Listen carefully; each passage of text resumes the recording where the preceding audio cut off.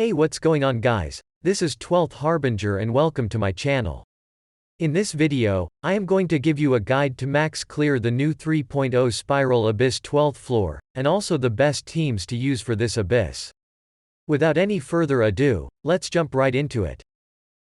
Starting with 12th floor first half, at the start 2 Ruined Drake Earth Guard will spawn. Although they are immune to crowd control, it is pretty easy to group them together. Just stay at the middle when you start the challenge, and as you can see they are coming towards me. You can use freeze teams to stop their movements if you have trouble dealing with them. You can stun them by shooting their eye while they are doing this attack, or when you see their eye glowing. After defeating the 2 ground ruined drakes, a flying ruined drake will spawn at the south side. Despite its looks, it is pretty easy to take it down. Just shoot the 2 cores that you can see on its wing and it will fall down. So make sure to bring a bow character for this flying ruined drake. Diona will be the best for this job as she can also be the shielder and healer of your team. As there are not many enemies in this side, it is safe to use single target DPS like Yoimiya or Hu Tao. AoE DPS are also great here, just make sure to bring a bow character. For the next half of first chamber, start focusing on the Pyro Fatus and the 2 female Eremites. The 2 archer Eremites have pretty thin HP, so they are not much of a problem. So eliminating the Fatui and the Eremite should be your priority as they will get really annoying with time. For next wave, we have Pyro and Electro Fatui along with 1 Daddy Eremite.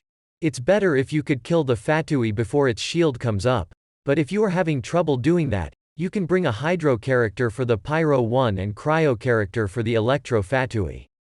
Using a crowd control character like Sucrose, Kazuha or Venti and an AoE DPS like Xiangling will be very helpful for this chamber.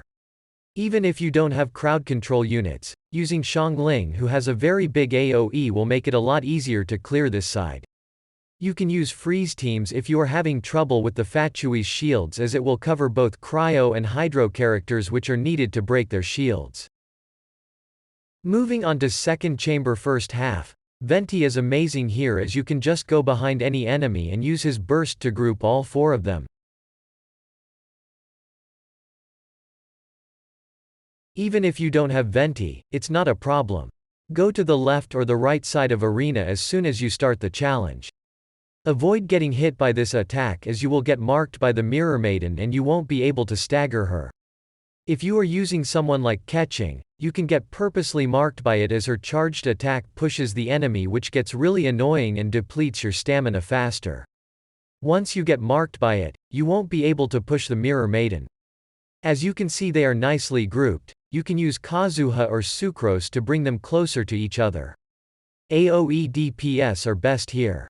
You can use freeze teams here to prevent the Mirror Maiden and the Sisson Mage's movements. You can also use single target DPS as there are only 4 enemies, and the Eremite enemies here are pretty squishy, but it's better to use your single target DPS for the next half as there's only one enemy there.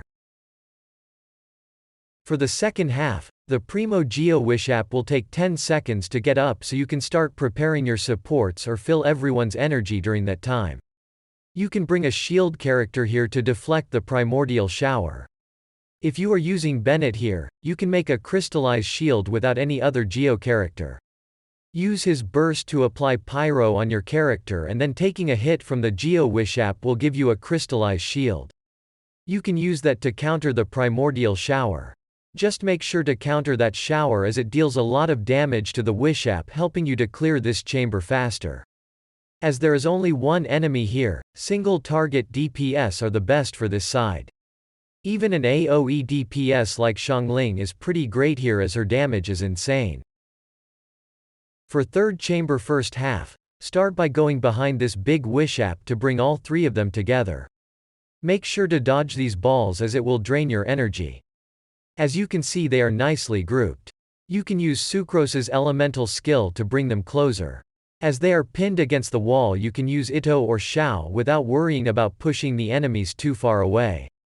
If you are using Kazuha you can just group them by holding his elemental skill. You can also use freeze teams to stop their movements, but you need to make sure that you can deal enough damage as the big Wish app has a very thick HP. For the fungi, you can just wait at one point and let them get closer. Or just do this if you are using Venti. It might become difficult to keep them at one place without any crowd control unit or freeze teams, but the fungi are very squishy and can be defeated easily. Try to use AoE DPS here as there are many enemies. You can use your single target DPS for the next half as there is only one enemy there. For the second half, the Jade Plume Terror Shroom is not much of a problem if your DPS characters are decently built. Single target DPS are best here. Xiangling also does a great job in burning the HP of this boss. You can use Electro and Dendro reaction to activate the boss, which will make it do an unique attack and get paralyzed for about 15 seconds. You can use that time to deal damage to the boss without worrying about dodging.